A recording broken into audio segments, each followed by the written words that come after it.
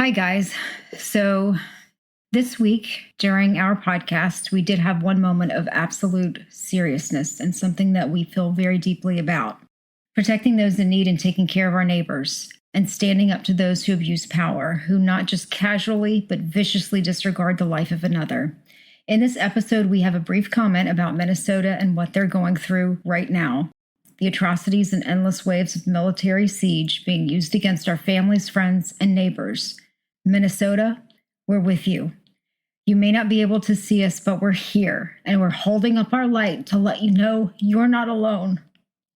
You're holding the line and showing the world what bravery looks like. Minnesota, you are the Dragon Riders. You fight every day to protect not only your friends and neighbors, but also those you've never met and yet would lay down your life for. Thank you. We love you. We see you. You are all heroes.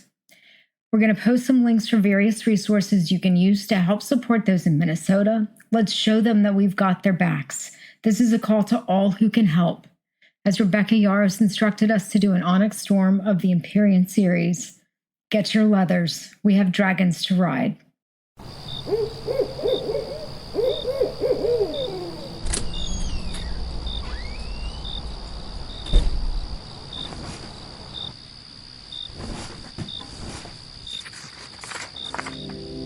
Hey listeners, you're listening to the Midnight Readers podcast.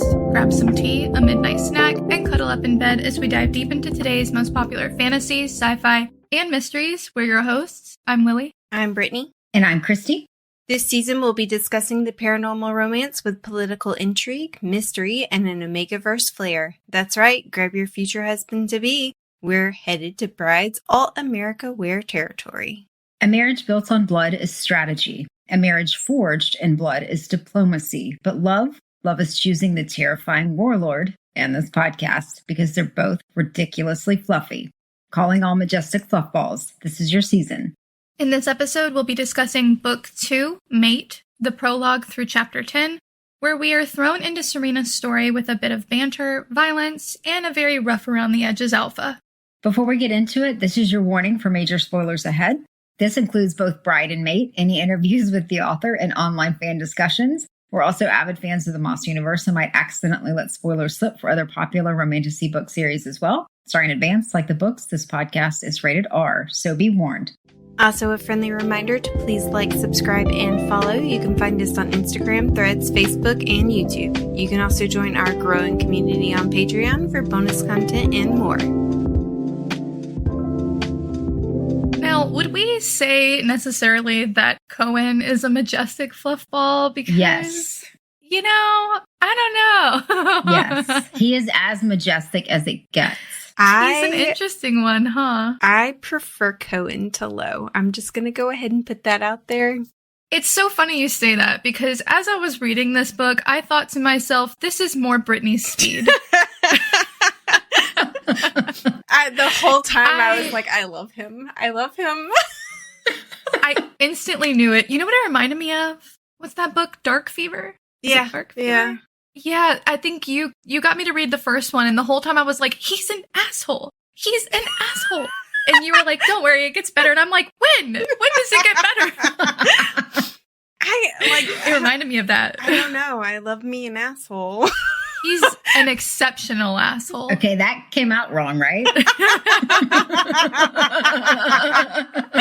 Oh my god. I love, and he's a playful asshole. Yes, he really is. And it's fun. It's fun. I mean, right off the bat, both characters are really fun characters, but they have so much more to them than just the banter, I guess. Yeah. I feel like it's a totally different vibe. Yes, and I'm calling dibs on Serena as my book girlfriend. I saw that and I was like, I get that because she is great. I love her. I was like, every chapter, I feel like you wrote, I love Serena. I love Serena. I probably did. I definitely think she's, I don't know if I'd say she's a more interesting character than Misery, but I think she's got something so different going on that I'm intrigued.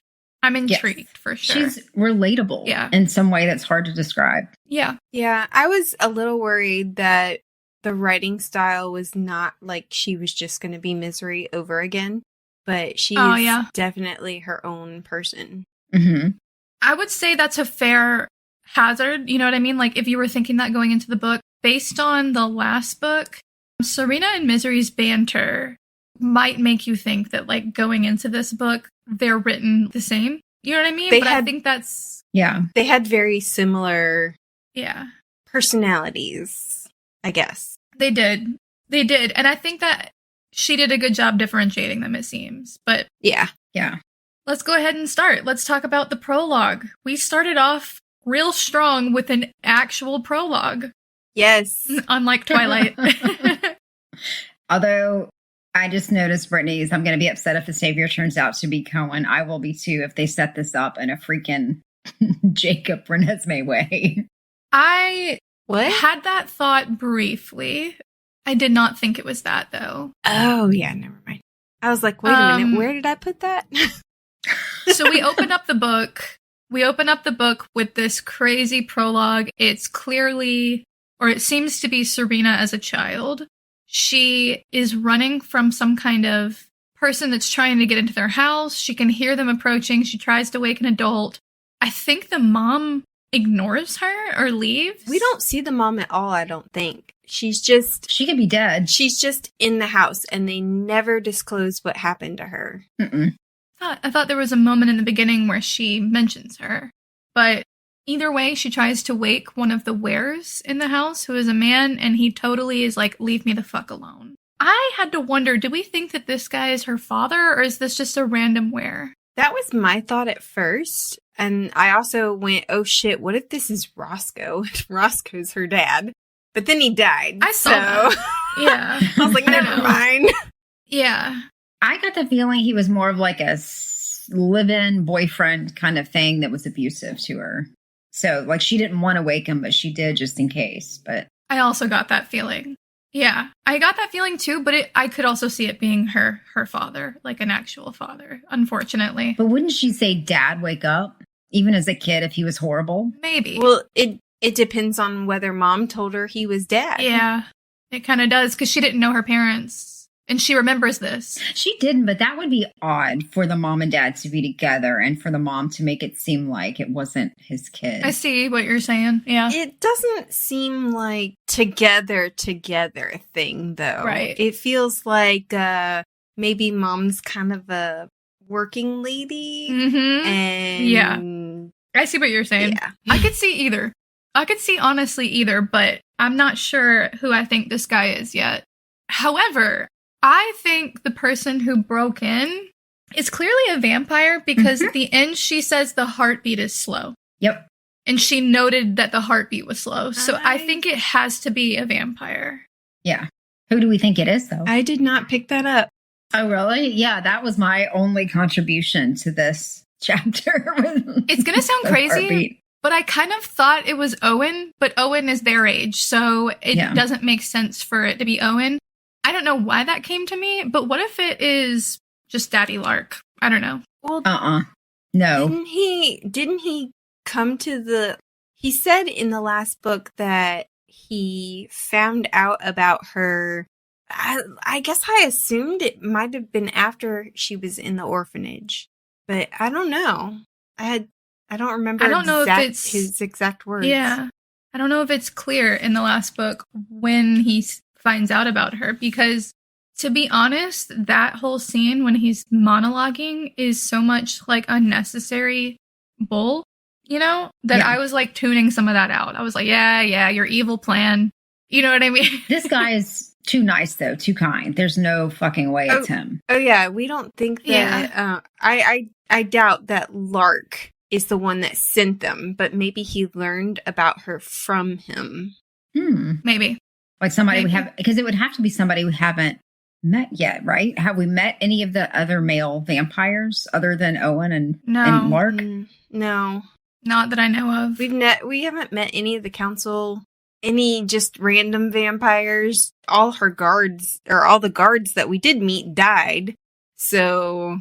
I mean, I guess it could be a human, but the thing that makes me think it's not a human is that she describes him as death. She's like, he looks like death, which to me, if he's scary enough to look like death, my mind is on vampire, personally. Or maybe a were. Yeah, well, +2, would a human be able to kill a werewolf? With a gun, maybe, but Unlikely. she didn't say she didn't note any loud noises, although she was trying to count to 1,000, right? I'm pretty sure you'd hear a gun, though. It just seems like it's not a human, but we actually don't know enough, I guess, to say from the prologue. But herein lies the mystery. Yes, so we start the book with a bit of a mystery. One of many mysteries, I would say, in the first few chapters. Yeah. I think it's funny that Serena calls herself a liar, and she's also lying to us, the reader. But we enter the first chapter with Serena waking up in Oregon, and someone again is trying to break in. Yeah, I was like, ooh, Oregon, near Forks. Oh, I didn't even really think about that. I was just really excited I was in the Pacific Northwest again, because I think that's a beautiful place to put my mind. I mean, to be fair, it could be the bottom of Oregon, which isn't near Forks, but, I was just like, in the Mercy Thompson series, yeah, Christy, the mom, lives in Eugene, Oregon, and so they travel back and forth. Is that the one you hate? With Jessie? Yes, sorry. She's a bitch. Yeah. She's terrible. But she is being pursued by this really creepy vampire. And we start off with this crazy, violent chase scene. Bob. Yeah, she calls him Bob. Koen's like, what should we call him? Bob. Bob is good. She calls everybody Bob. My name's not Bob. It is if she says it is. And they continue to call him Bob. They didn't know his real name. They just let him die without ever knowing who he really was. My first thought when we find out she's in Oregon was, oh, she's up here because Koen is up here. Yeah. But no, she's in Oregon to not be near Koen, as we find out later. Because when he shows up, she's like, why are you here? Where did you come from? Yeah. He comes to save her pretty quickly. And I have to say, in the last episode, I said his pack was in California, and I was thinking about Emory. So my bad. I mean, we didn't catch it. I actually thought the same thing, though, too. I thought he was right there at Emory's place with his pack. Well, my thought was he could be in North California, so I didn't argue with you, because North California is pretty close to Oregon and Washington, so I didn't think anything of it, really, We'll find out. I think we find out that his pack is farther north than that, but... He said something like his pack is a quarter of the country? Yeah, because he has 4 huddles. Damn. Or no, 5 huddles plus a core huddle that report to him. So... Yep. Yeah. And can I say, when I was reading... And he said shart stain. Oh, that was my favorite. I was like, Christy's gonna love him.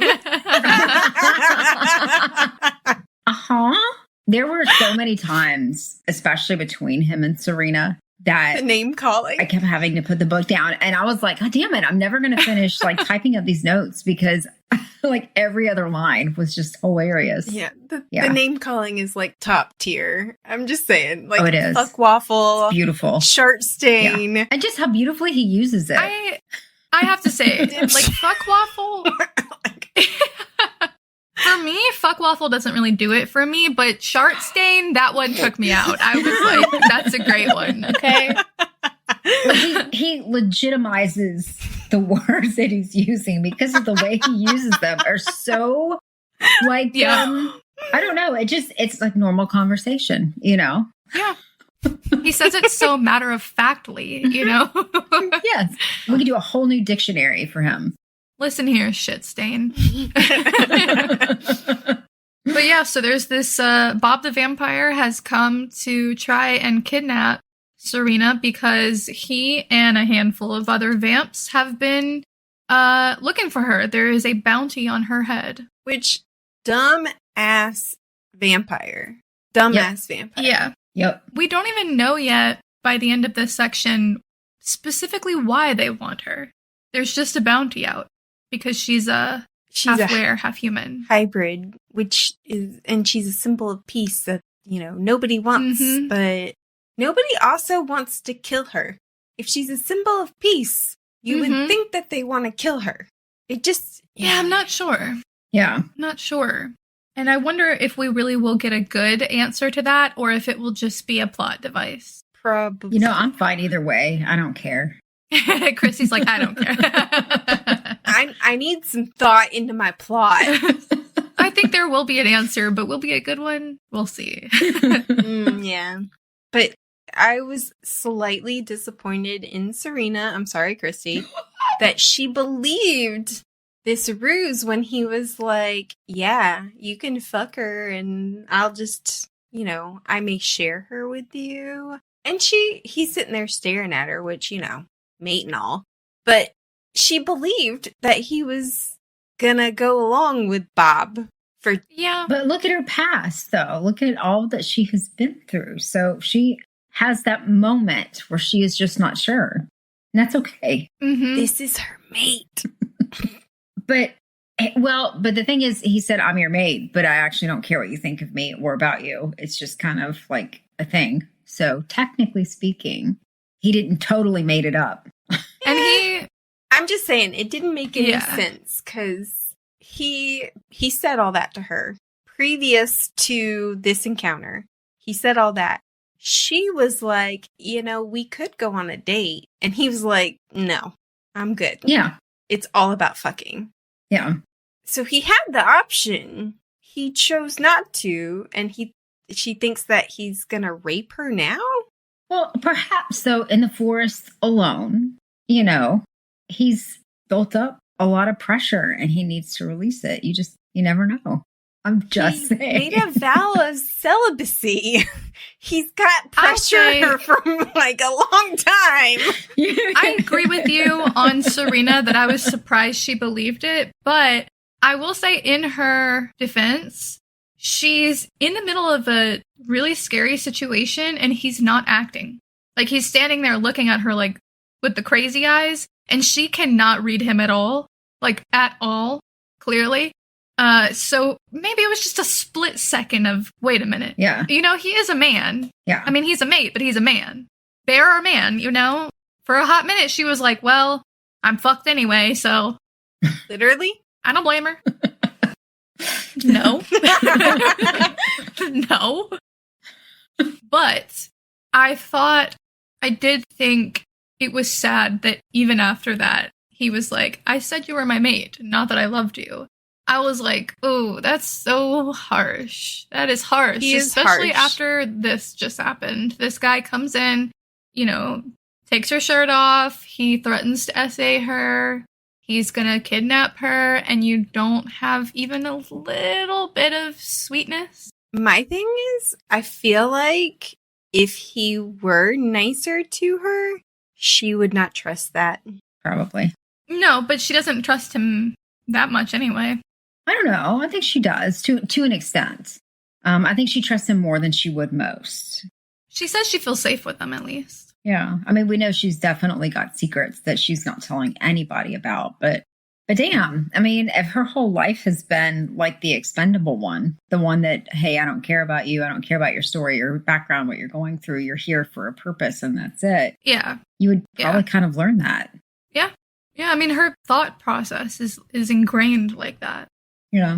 After this, we travel back to when we left off in the last book, where Koen has realized, that Serena is his mate, and Lo is trying to convince him to tell her.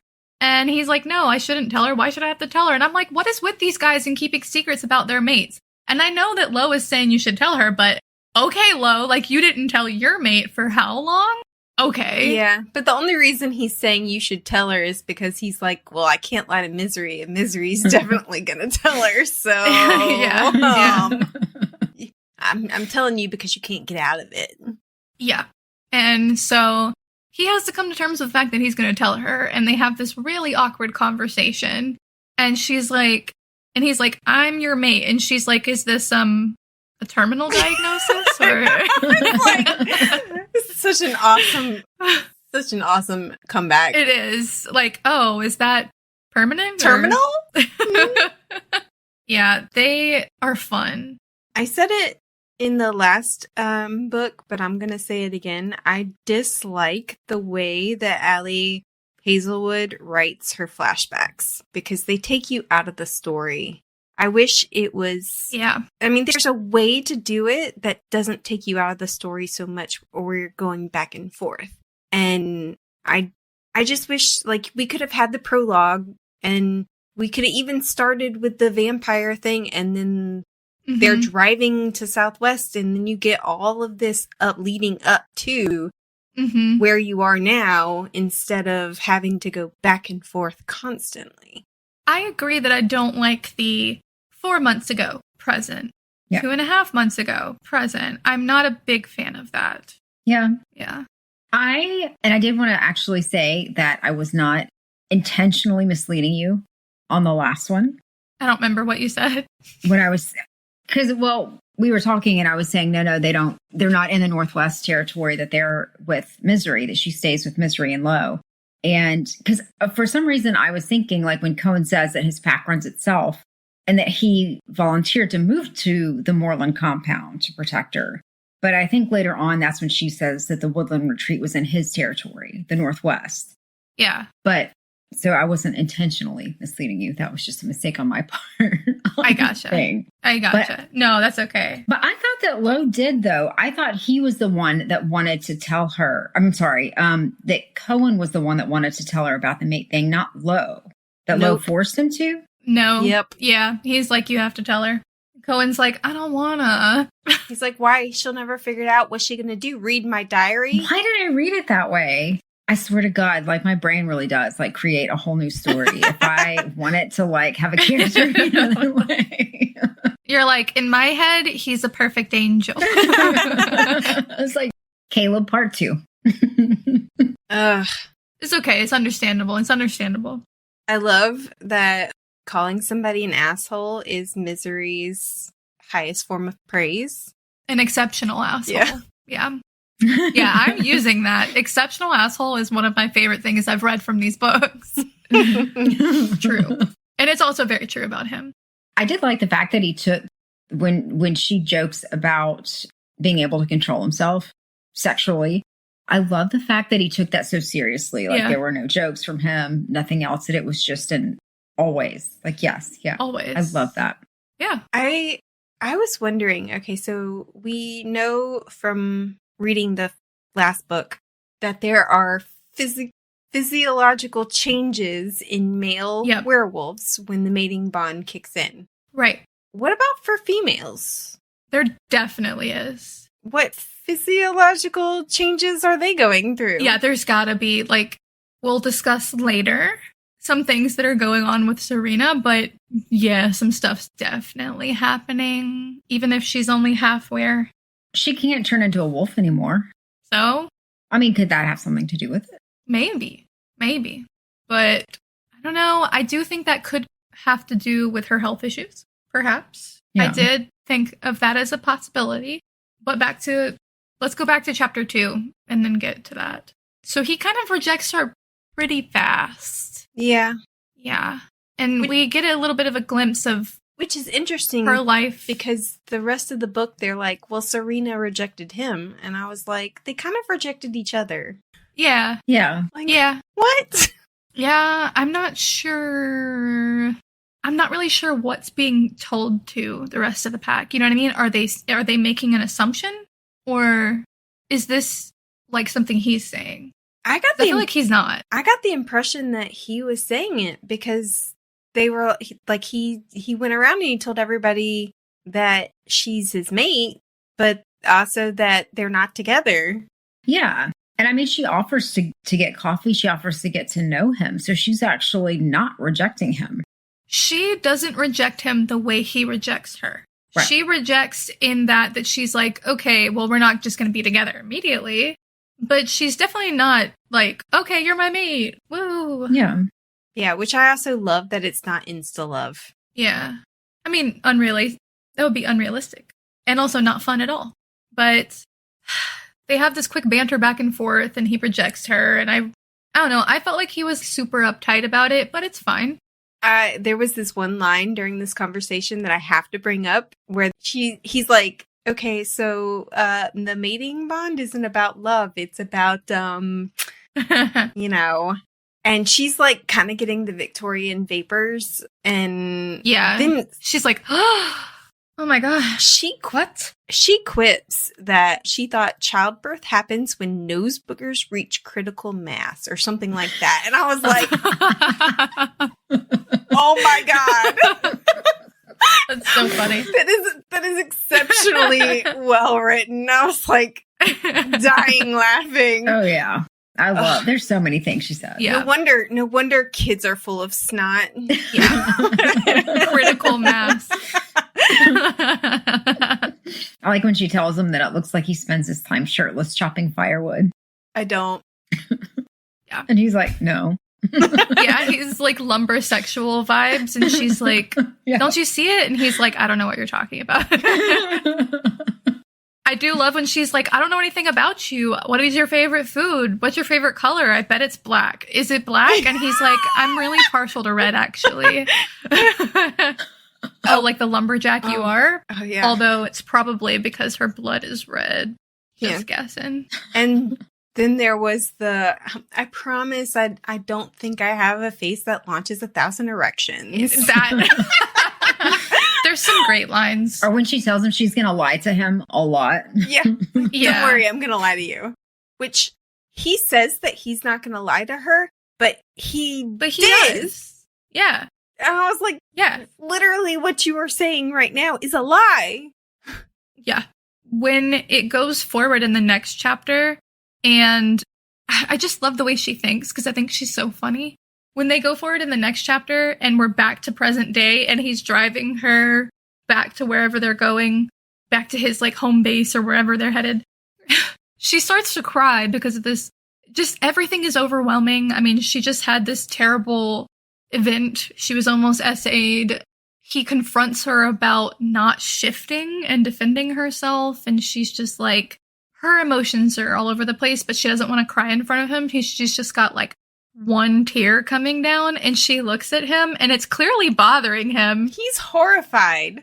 He's horrified that she's crying, but she thinks of it as he can't handle it because it's a girl crying in front of him. And I love that in her mind, she goes full journalist and she's like, big, bad, murderous wolf in charge of thousands cannot handle girl crying. If you notice, a lot of her little quippy moments are like very journalisty. Yeah. I guess. He also he's not very good at mincing his words. Mm-mm. When he gets mad at her for not standing up for herself and for self-isolating, and she's like, well, I don't think it was that big of a deal. Like, I can protect myself. And he's like, you have no family, no pack, no influences, no resources. And he's trying to say, like, this was a bad idea. But he's really putting it out there that she is alone. Being blunt. He's being blunt. Yeah. He doesn't soft pedal shit. He is a little... Yeah. He doesn't. And she takes it really well, too, though. Except she cried. But yeah. I mean... a single tear. One tear.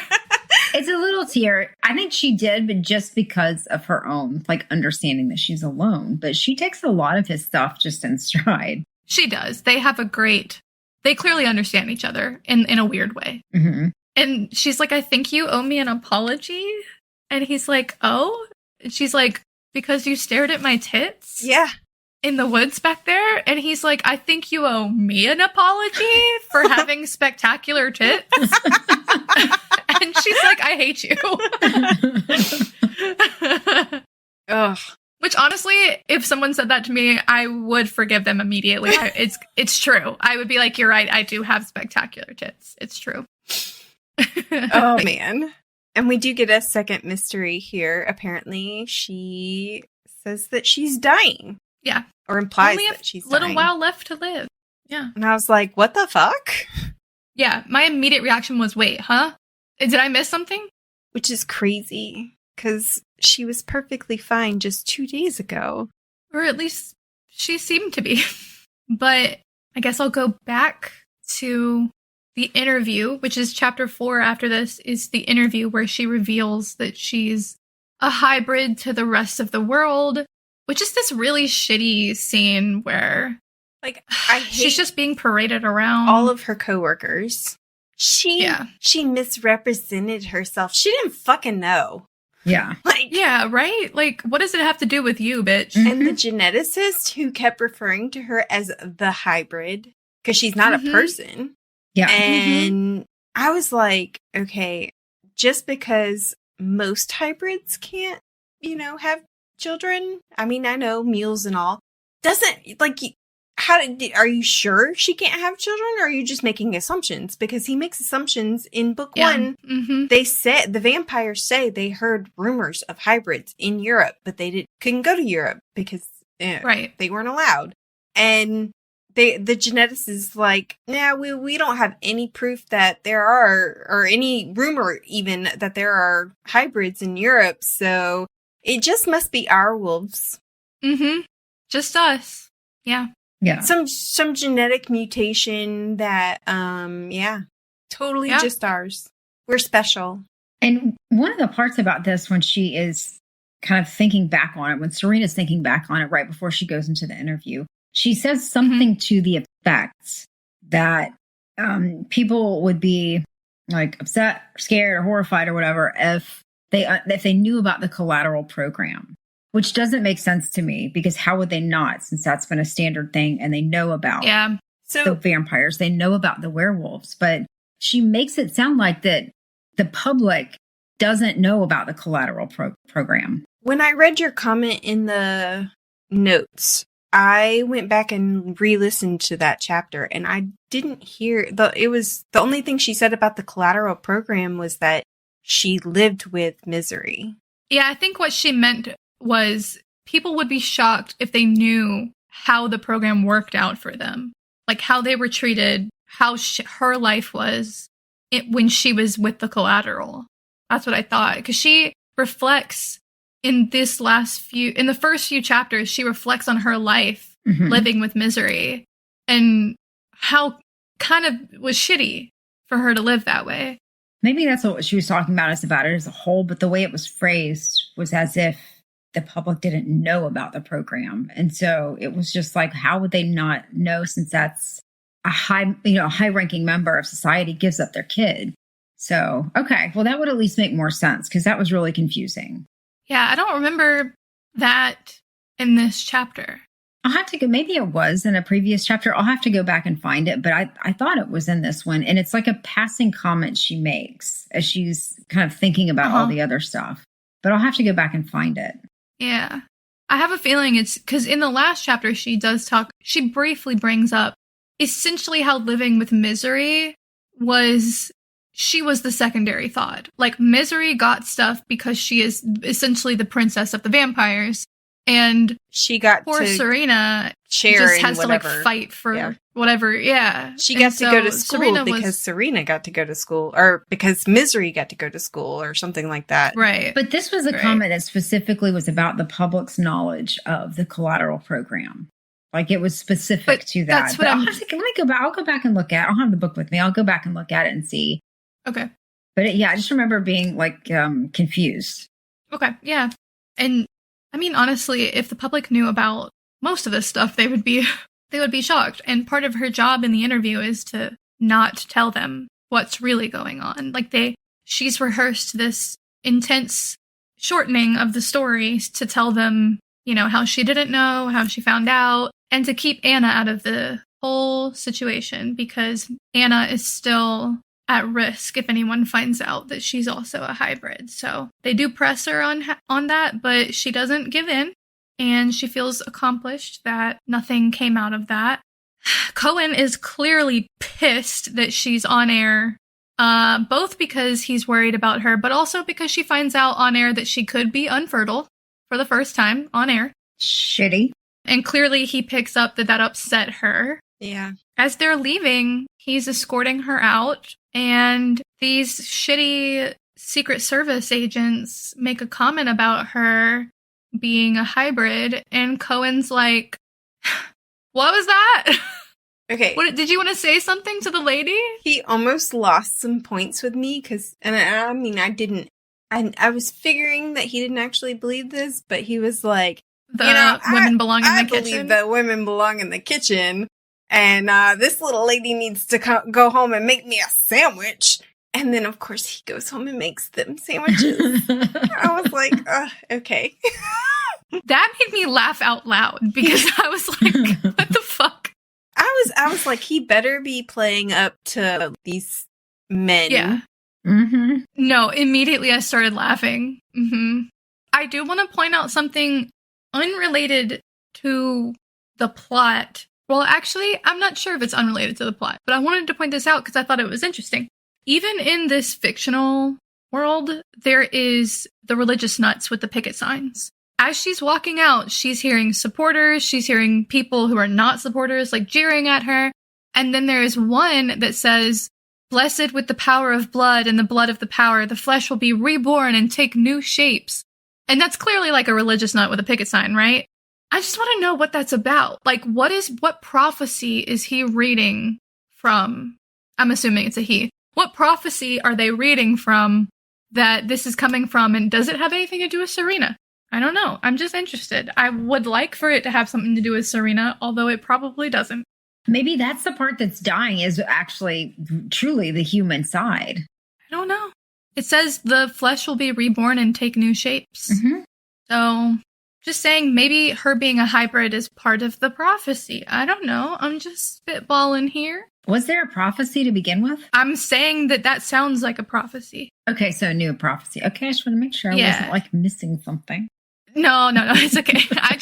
That line is so interesting to me because we only get a snippet and it has so much information in it and it's so random compared to what we know about the rest of the series. So I Googled it just to make sure that it wasn't in a religious text.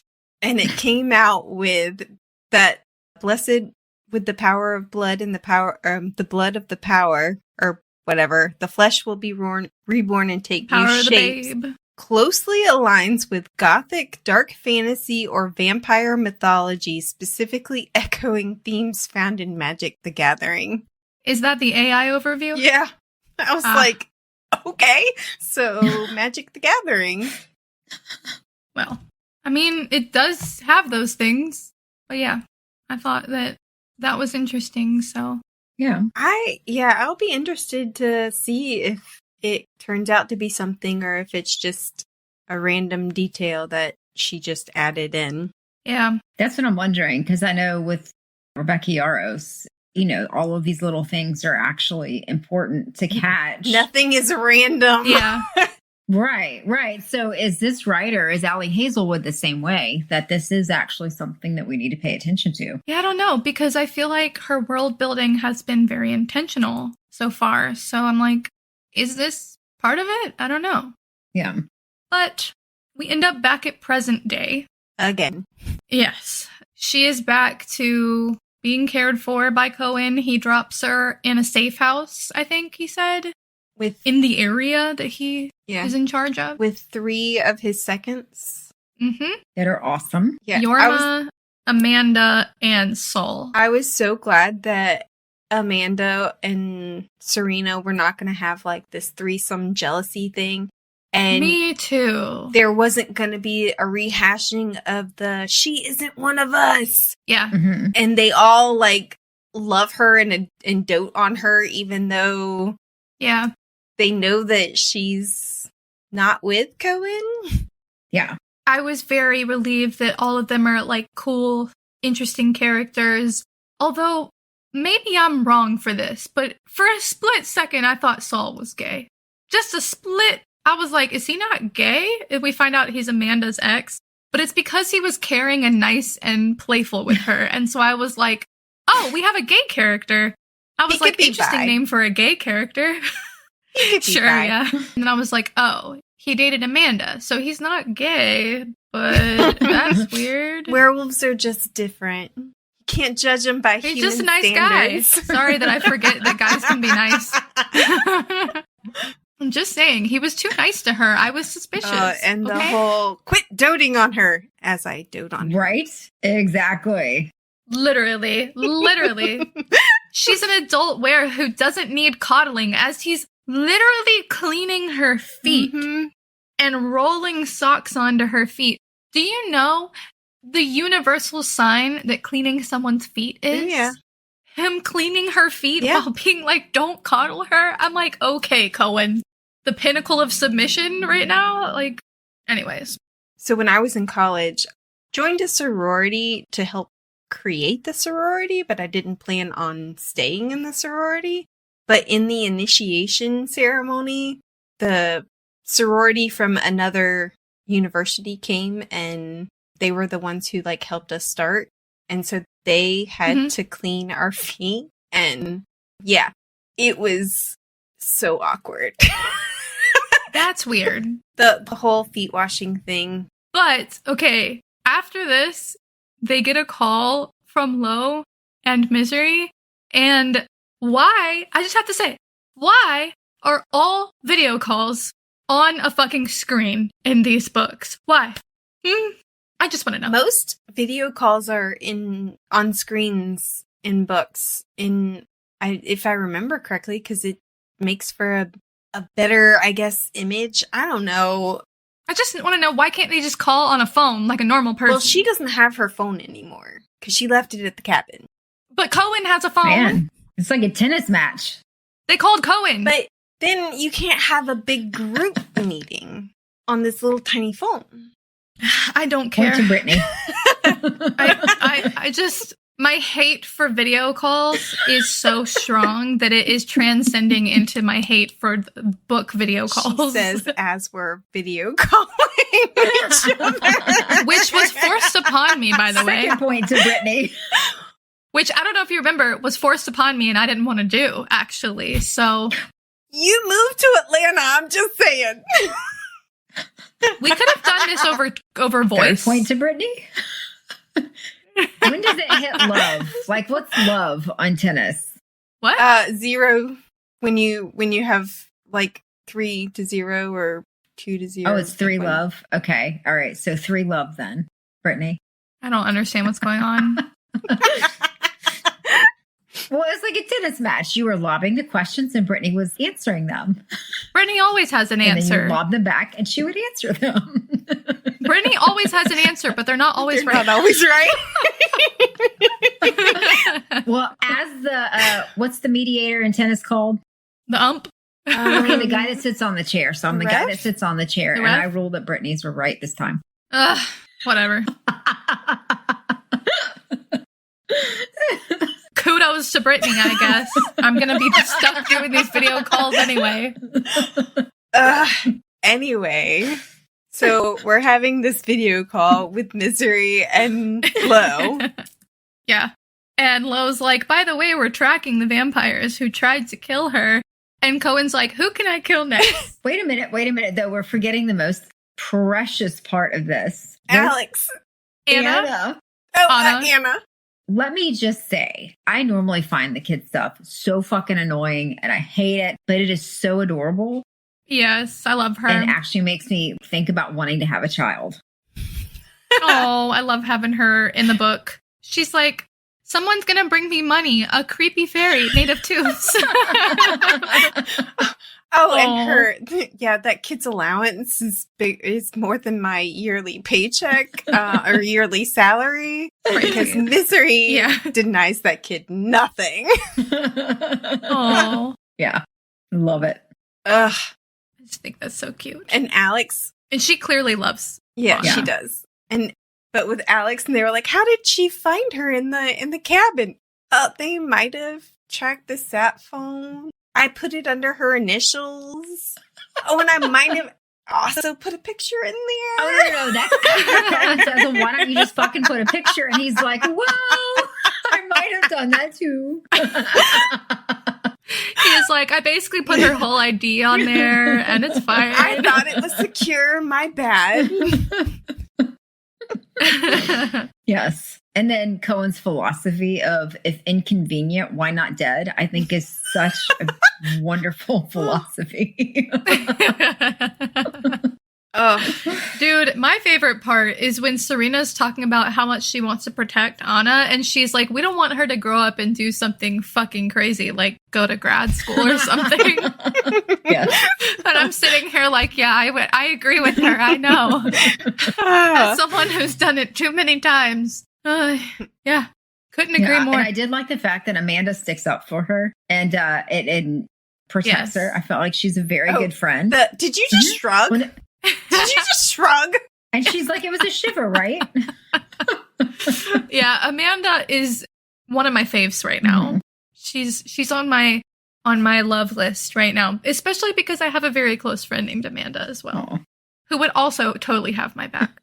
She's like, did you just shrug? We all saw it. Everybody was chimed in like she did. She did shrug. We saw it. Like the fucking peanut gallery of yes, she shrugged. Witness. I witnessed it. It happened. It happened. And I think later they all do that again when they ask her something, and then the rest of them are like, nope, you can't do that. The whole fucking peanut gallery like chimes in. I love it. It's funny. Don't worry, we're gonna make sure that Anna lives her fulfilling life as a DJ. No grad school for Anna. Yeah. But so Serena admits to them that she is going to put herself in danger to make herself bait so that Anna will not get in trouble, will not be on their radar. And they're all like, fuck, no, you won't. And Misery even goes to the point of saying, acknowledge me as your alpha! Yeah. I was like, I want to go around telling people this now. Like, just acknowledge me as your alpha right now. And hello, that's not how it works, babe. That's not how it works. She said in the book, she was like, you come to bed in the Southwest right now without dinner. My God. I was cracking up. Yeah, this whole thing was fucking hilarious. And I actually got kind of irritated because I was like, it's going to take me a week to read a fucking chapter because every 2 sentences I had to stop to make notes because I was laughing so hard. The misery with the flicking boogers at passersby. I was a child. You were 17. I was a child. It killed me. Oh, speaking of age, I don't know when she does this, but she was like, you're like 35. And he's like, I'm 36, so I'm even more decrepit than you thought. Yeah. No, he starts it with saying, I'm not 35, Serena. And then he lets her think about it for a minute, and then he goes, I'm 36. Like, it's worse than you thought. I was like, first of all, I'm a little hurt that 36 is decrepit. But also, 11-year age gap? Okay. I could be here for that. It is an age gap romance. I'm here for it. I am so here for it. Also, the fact that he's described as not only older than her, but bigger, stronger, scarier. I like that. I have a very close friend. I will not name their name, but they will know who I'm talking about, who is into older guys, and I don't think realized it until recently. And I was like, girl, get your bag. You go for it. I'm going to support it. Like, and she was like, should I? And I was like, yes, I think you should. Absolutely. I did the older guy thing like when I was younger. I'm good. I mean, to each their own. I mean, I'm not attracted to age, so. I think if you're a full-grown adult, it's okay. You know? Yeah, it still feels a little creepy this is not sometimes. like the fucking Twilight stuff. Yeah, no, we do not support that if you're in your basically childhood, young 20s. Fuck no. Fuck no. But if you're 30 years old, you know. But Koen is at least 10 years older than her. 11. She's 25, yeah, so she's 25. He's 36. Decrepit. Being a year older than him just hurts my heart. I absolutely lost it when I read that. But she was trying to convince him not to make her go back to the Southwest Pack. And he was not having it. But she's trying to convince him. But he's just like, go to bed. I don't want to talk to you if you're going to lie to me. He's like, I'm taking you back if you don't tell me the truth. Yeah. And she's like, which And lie? she's like, which lie am I which supposed to one? come to about? But she admits she hasn't been able to shift in months. Which we Bum, bum, learn bum. started right after meeting Koen. Which Right. you gotta think it has to have something to do with the stupid mate bond. You would think Yeah. so, and they haven't put it together for some reason. But if it's right on time and she was shifting okay, I mean, come on, guys. But she's like, "Why did you make me say it?" Wait, what? Lily's, I'm laughing at your thing. Like, I feel safe. I guess you were noting what Serena said. I feel safer when I'm with you. And she Yeah. says, sold to the angry alpha. Yeah, because he's not listening to her while she's trying to convince him. She's like, "Well, why'd you make me say it? I don't want to go back there, and you don't want to keep me here." And she's like, "But I feel safer with you." And he goes, "Really?" Like he's like, "You do?" And she's like, "Yeah." And I was like, "And he's sold." Didn't take much. I wish I would have made more detailed notes because I wrote, "Yes, Alpha. Yes, sir. Yes, Daddy." And I have no idea what it's about. Like, what did I read? You were loving it. Although I have to laugh, both of y'all said she was going into heat. Oh God, yeah. Well, Yeah. she has. She totally And is. mine was like, oh, menopause then. We usually in premenopausals, I've seen all these commercials, especially lately, that are like, "I hate my husband. I don't want to sleep with him. I want to kill him." She's having sexy time dreams. Yeah, she's having sex dreams and she's waking up feeling sick. Yeah, she's in heat. She's totally going into a weird half heat because she's hybrid or something like that. I was like, is this the biological changes of the Something's mating going on. bond? Like, Damn. is she in heat? Does she need to at least sleep with him once? I do think that's what's happening. Something like that is happening, I think. And I think he's going to have to sleep with her to make it better. And then she's going to realize, oh, I'm not dying. I just really needed to get... Knot. Yeah, she just needed to be knotted. Yeah, girl. She needed to get her some... Oh! Yes, she did. Okay, so there is a part where she grabs... Sorry. There is a part where she grabs his wrist and she was like, "My hand won't wrap all the way around it." And I was like, is this supposed to like give us reminiscent of the "I can't wrap both hands around the penis" trope? Because it's so big. It did sound like that. Okay. Are we getting that? Please don't let us get that, because that just makes me cringe. Yeah, it's too much. You know how like when guys see each other get knocked in the balls? That's how I feel about reading that. Get Yeah. knots in the balls? Knocked. Hit. Knocked in the balls. Punched. Okay. Kicked. Okay. Something. Okay. They get hit. And That's not where I thought you were going. if you watch it, if you watch other guys get hit in the balls, they all like collectively cringe. Mm-hmm. Yeah. Yeah. That's how I feel about the idea of a penis that big going into a vagina. Oh, yeah. That would be painful. So you're not a size No. queen. Okay. No. Okay. Don't be big. Don't be that All big. right. Understand. Well, but we're going to have to cut that. Because that All right then. Oh my god. Travis is pleasantly sized. Okay, so Brittany's not a size queen. Confirmed. I did not need to know that. Oh. Sorry.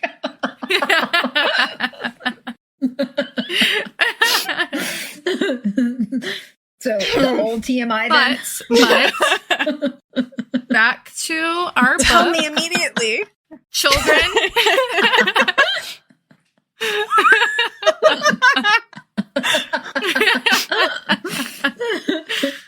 Oh my gosh. But anyway. But I love their banter. He pisses me off, but in a fun way. When she's like, "Why'd you make me say it?" And he's like, "Hearing you verbally acknowledge your limitations brings flavor and spice to my life."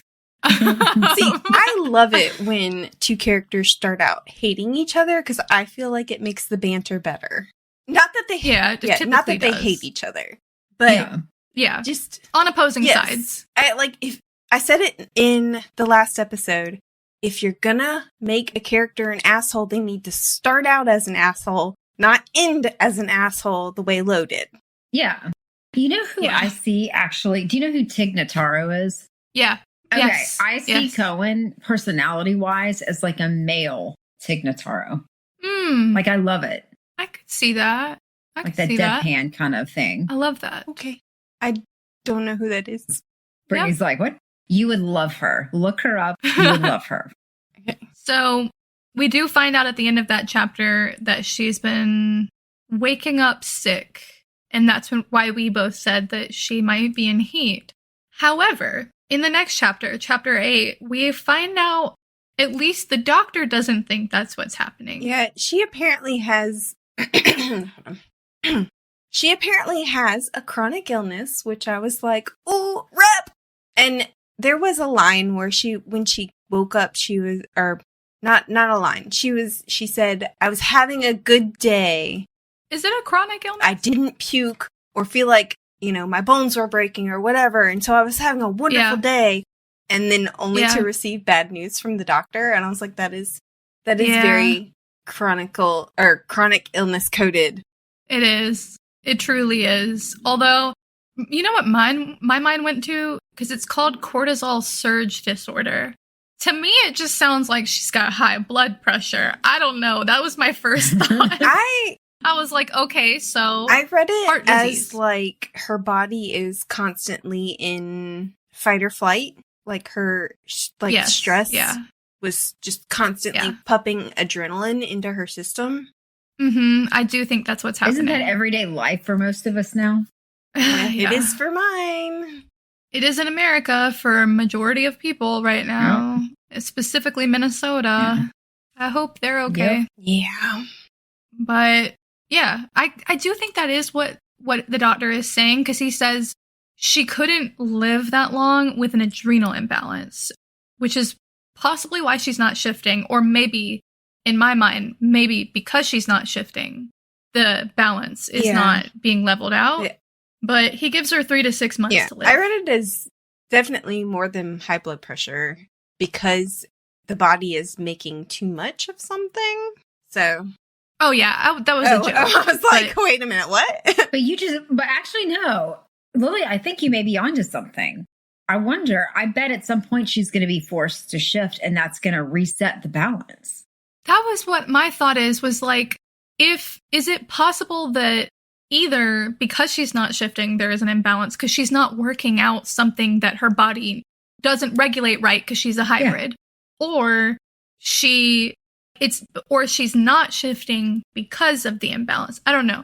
One or the other, or possibly both. You know what I mean? Like she's not shifting because... Yeah. But I will say, she said that all this whole not being able to shift thing started off when she met Koen, but that was only a few days after she shifted for the first time as well. So maybe the shifting did cause the imbalance and maybe it will correct it too. Maybe.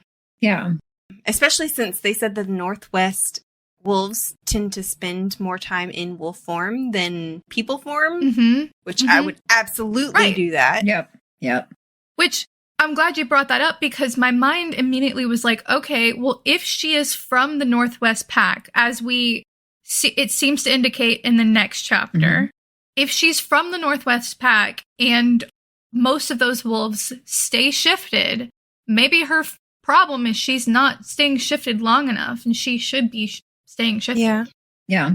I also need to point out that he is a black wolf, not a white wolf. Which I do like. Oh, yeah. Because even though Serena said it in a derogatory way, one of my favorite colors is black. If you couldn't guess, if you've ever seen me. So if you haven't seen it, we do have a new logo that a wonderful artist friend of Lily's made. And so I showed it to my parents, and my mom was like, that's too bright for you. I was expecting something darker. I was like, what? Thanks, Mom. What the fuck? You're like, okay, well. I love the logo. I love the new logo. I thought it was a great design to do the candle and the, the midnight vibes. I thought it was great. And I love how snarky the dragon looks. I do too. And I didn't catch that at first, like just how much I liked it. But the more I looked at it, I was like, this fucking dragon represents us. Like just that snarky, like, why the fuck did you wake me up look? Is Yeah, that's perfect. That is absolutely why the fuck did you wake me up? I feel like it's also a representation of Lily's face for the past 2 seasons. And us. No. Why? No. Why are they off on this dumb tangent again? If they mention holes one more time. Okay, but to be fair, just like the dragon, I would give my life to protect you, okay? We love you too. I'm also wearing green eyeshadow today because we were going to be talking about werewolves, so I was like, green vibes. Nice.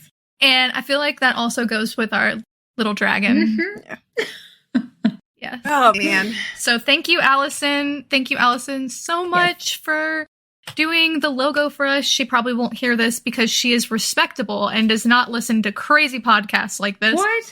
But thank you, Allison.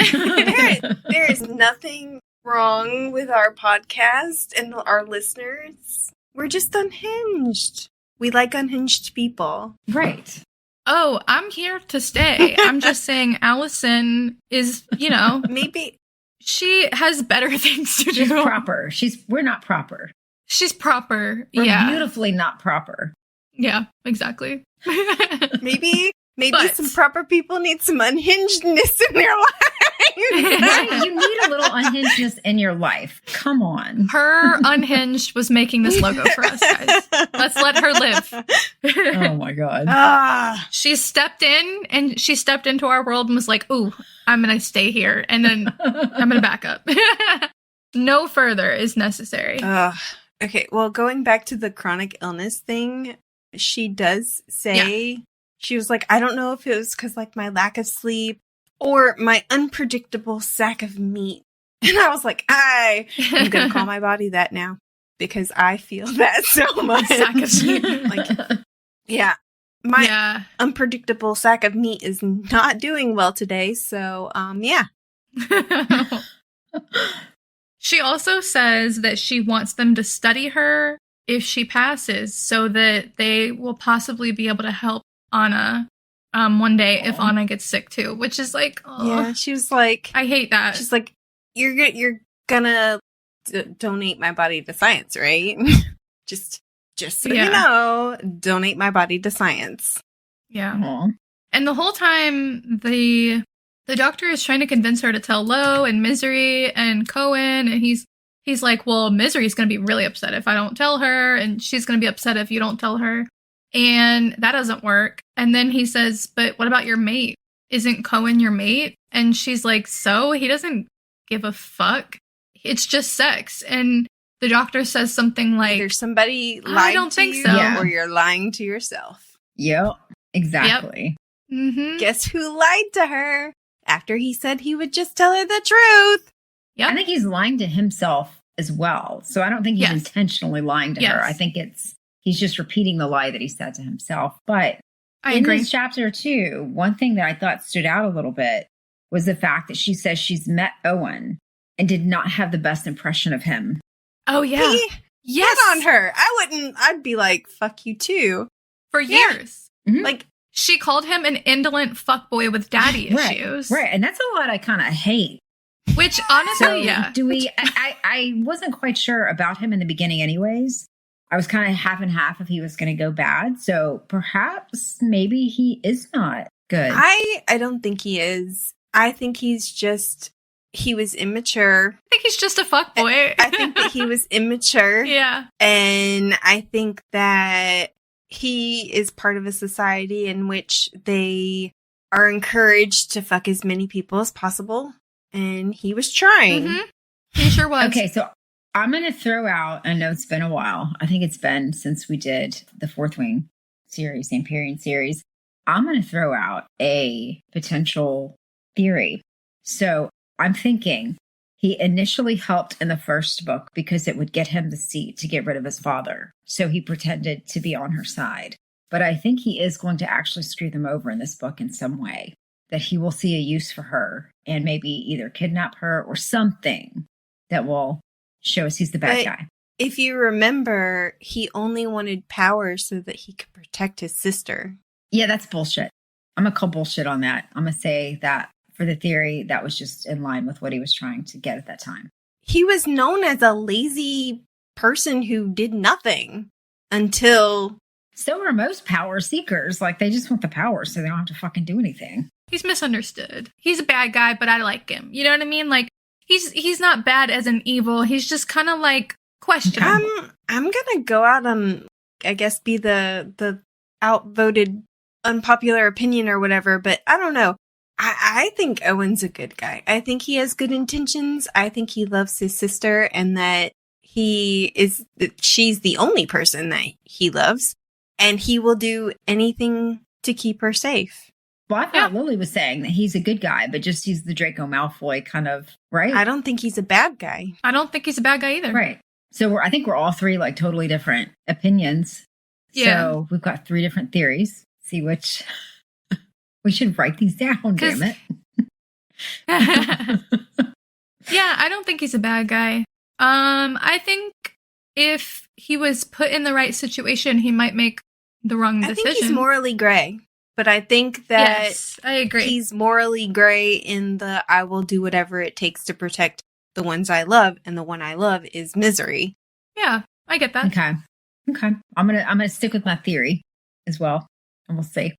So in the next chapter, in chapter 9, is when we have the chat there's a brief chat with Amanda, where we learn a little bit about the Northwest Pack. Nothing too new besides how the pack works. And the fact that Koen is the werewolf version of Vlad the Impaler. Oh, yeah. He surrounds the territory with spiked cadavers so that people know where the territory ends. At least they're cadavers. They're dead before they go on the spikes. Are they? You know, it's so funny that my mind just glossed over that. Do we know that for sure? Because I'm pretty sure with Vlad the Impaler that they were still wiggling around. Yeah. He did them alive. He said that they had perfected the art of minding their fucking business. Yes. I love it. Yeah. I also think that it's funny. She's like, with all this crazy stuff that I learned about hybrids and werewolves and the legality of child beauty pageants. I was like, for real. Yeah. For real. Dude, that made me laugh too. Oh, it's so funny. Oh, and then the last little thing I have to mention that just made me giggle so hard. Y'all know that Godzilla is my go-to comfort movie, and in here is I'm a single internet rabbit hole away from becoming a hollow earther, and I was like, Godzilla reference. This is not what I expected you to say. I'm pretty sure Allie Hazelwood is a friend to all nerds. I was like giddy, jumping up and down, like, I know that one. Wait, can you explain this to me? The hollow earth is the theory that there is another... I know what the hollow earth is. How does that have to do with that's Godzilla? That's where Godzilla and King Kong and all of them come from. Oh, I didn't know that part. I knew that it was an actual theory, because some people believe that for some reason. But I didn't know that Godzilla was from supposedly the hollow earth. I did not know this, and the fact that you know that is amazing. Oh my god. All right, so we find out in this chapter, because she gets to call Juno, and Misery is there on a video call again. Just so if anyone was wondering, she was supposed to be asleep. She was like, I kind of want to talk to Misery, but it's in the middle of the day, and oh, hey, Misery! Hey! I manifested you. Yeah, and Misery was like, or Juno was like, she doesn't have to be here, and Misery was like, she wants me here. She wants me here. I know it. She wants me here. We're psychic. Yeah. I can feel her want. Yes. And we find out that Juno has run her mitochondrial DNA and also some other tests. And we have found out that her mother is the human and that her father is aware. And this makes her very happy. And can I just say that every time I hear the word mitochondrial now, I think of Bing Chan. Because of you. Oh my god. Because of you. Why? Well, it's Johan's fault that I remember that, okay? Because Bang Chan at a fucking concert said, if the mitochondria is the powerhouse of the cell, then stay is what powers us through hell. Music. Oh, yeah, music. Yeah, that. Close enough. But anyway, so she's really happy about that because if her father was aware, that's different from Anna because she doesn't want Anna to get sick. So she's like, hopefully that means that we will manifest physically differently so that Anna will not get sick. Which, hopefully. like, okay, so because they kind of imply that because her dad was aware, she is closer to human. And yeah, I'm not really sure why. And because Anna's mom was aware, she's closer to where. Right. I was kind of wondering if they thought that because it's just not really based on the parentage thing, but more based on their observations of them, because Anna is extremely fast and she climbs everywhere and her like physical skills are really strong. And so I wonder if they're basing that comparison on this. I don't know. Or basing it on the body that it was housed in. Serena also is more strong than a human and more right and faster and more agile and whatever. But they say in that chapter that Anna seems to be more strong than Serena. Yeah, Anna is more leaning on the side of the werewolf, but could that have to do with the body? So for if the mom's a werewolf, then it grows in a werewolf and has all of that around it feeding into it, whereas if the mother's human, I don't know, it's just everything human going in there instead. Could that be why? Mm-hmm. Or is it because Anna uses her muscles all the time and Serena didn't know she had muscles to use? Yeah no, I agree with you personally. I'm not sure if there is a real physical difference between them or if they're just kind of making it up because of the way the two of them act. I'm not really sure. It neither makes sense to me, if that makes sense. So, also, I loved that Serena was like, the people on my good list are basically just the people who I've deemed that haven't tried to kill me or Misery yet. And that's why she's like, I'm accepting of Juno. But then I was like, Juno was questionable at first, though. Does she not? She just doesn't know Does she that. not know about the fact that Juno was calling for her head? She doesn't. Because, I mean... We're just going to look over that for now. We also learned that they did some tests and they compared her DNA with the databanks all over the U.S. between all packs because Koen may have aggressively suggested that people let them look at them. And we find out that her DNA is closest to the Northwest. Oh my god. And when she finds this out and she's like, she goes up to Koen and she's like, I could be your cousin. And I was like, ew! Ew. The mating bond hopefully would never manifest between cousins. Yeah, no. Hopefully not. And Cohen's like, no, I have a cousin. And she's like... Because you can only have one. You never know. You can only have one. In the next chapter, he's like, you really want to be my cousin, don't you? Because she keeps bringing it up. Oh my god. And before hanging up with Misery, she's like, I need your new phone number so I can send you those pictures you wanted. And she's like, well, I requested cat pictures. Quit sending me pictures of cat turds. Yeah. I was like, that's so funny. Also, I requested cat pictures. I always, if somebody sent me pictures of cat turds, I'd be pissed. I'd laugh my ass off, but I'd be pissed. Especially if I'm like, ooh, picture. Ooh. I do love that she's clearly surrendered Sparkles to Anna. Yeah. As it should be. And I forget which chapter it's in, but she's like, they said this with the horror that when we told Anna that Sparkles' testicles were at the bottom of a emergent, medical waste, and there will no be Sparkles Jr. or Sparklet. Yeah, there will not be a Sparkles Jr. But we do find out that it seems like for now, Koen is not going to make her return to the Southwest pack. Because he's her alpha now. Yeah. Because he likes to tell her what to do. Of course he does. But there is a moment where she says she wants to go back and get her stuff, and she can't tell him what she left at the cabin because it's her medicine, and she's not telling anyone she's sick. Are we sure it's her medicine? Because I got the impression she was like, well, it could be this. It could be, but it wasn't specified what exactly it was. The way she said it was something like, it could be my clothes, or it could be this, or the medicine that I was prescribed for when I needed it. So I don't know if she outright said it, but it sounded like that is what she meant, is what I thought. She said she needed to go back and that she couldn't tell him why. I figured it was the medicine, but the way that she said it made me go, I guess she's not going to reveal what exactly it is that she really wants to go back for. She might. Yeah, it could be something else. It could be something else. Yeah. Also, Allie Hazelwood has a thing for pink plushies. She does. Mm-hmm. Pink penguins. Pink giraffes, pink penguins.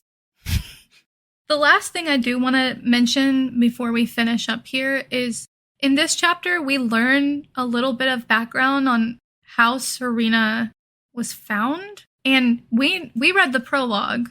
So we know that somebody called child services and they must have dropped her somewhere. But she says that she wandered in somewhere and people found her and they didn't know her name. They didn't know her age. They didn't know where she came from. She wasn't in any databases. And so they just named her Serena after one of the child services people's mother. And that stuck. They just started calling her that. Wait. Okay. I don't know as you're reading this. So because she wandered in 2 child services, correct? With no memory. That's how I read it. So could she have been thralled by that vampire to forget her past? That would make sense, actually. Absolutely. Because, I know she went through trauma, but she also, I was like, did she hit her head? Was there an injury? Why exactly does she not remember her mom or her dad when she very clearly was asking about her mom then? Yeah. Mm-hmm. Huh. Yeah, that would make a lot of sense, Christy. Okay. And we think it's a vampire, and that gives more credence to it being a vampire. Yeah. So, yeah, I don't know, but I wonder if we're going to find out. Well, one, I think we're going to see more in the next section, her being sick and trying to hide it from people, because now she won't be isolated. So we're going to get that. And then 2, I wonder if we're going to find out anything else about who could possibly be that vampire. Or her mother. Or her dad. Yeah, or her mother. Mm-hmm. Mm-hmm. What if she has a sibling out there? A half-sibling. Ooh. Yeah. Mystery. Any other thoughts? So when we read book 1, Bride. First part, loved it. We were gushing over it. Second part. We were. Yeah, second part, I kind of wasn't, but y'all still were. I swear to God, I'm saying this now. If she ruins Koen, like she did Lo, I'm going to be livid. I'm going to be very mad as well, because I did not finish that book happy, and I really wanted to like it. You know what I mean? And I really liked a lot of the beginning of the book. I had no problems with it up until Lo is a complete dumbass. So... And honestly, I have faith in Koen to not be like that. So, fingies crossed, she does not write him like that. Because if she does, I'm never reading another Allie Hazelwood book again. Seriously. Because that's going to be a pattern. You know what I'm saying? Do it once, that's a shame. Do it twice, shame on me. You know what I mean? Here's hoping. Yes.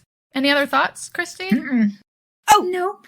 Sorry. Oh? Last one. Are we excited? This is a silly little thing, but they say prickly pear in chapter 10, and I was like, oh my God, I thought that was I've said it to my friends before, and they do not know what it is. And I was like, am I the only, is this a prickly pear cactus? Yeah.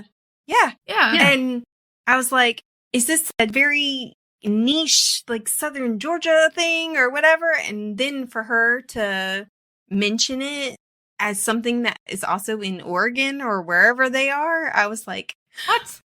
Okay. I know what that is too. Okay, people just are dumb, apparently. Yeah, I've heard of it before. Yeah. I can't, like, I guess I've never brought it up with y'all, but they were all over my grandparents' yard.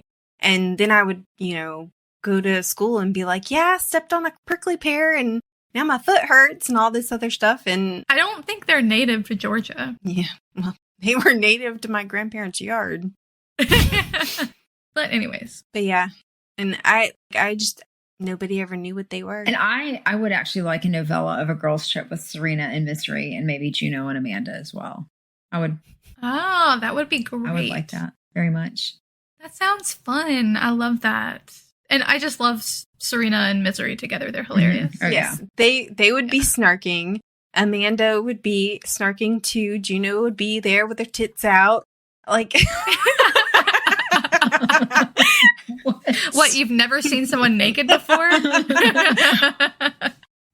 just all. Oh, man. All just kind of hanging out. Well, all right. I guess we'll end there. We hope that you'll join us for next week's episode. We'll be discussing Book 2, Mate, chapters 11 through 20. New episodes drop each week. And don't forget to check out last season's discussion on the Twilight series, available now. Please remember to like, subscribe, and follow us on social media. That like and follow are super important for us to continue to bring you new episodes each week. So please, please, please do so. You can also support us by joining us on Patreon. Thank you for listening to the Midnight Readers podcast. We'll see you next week.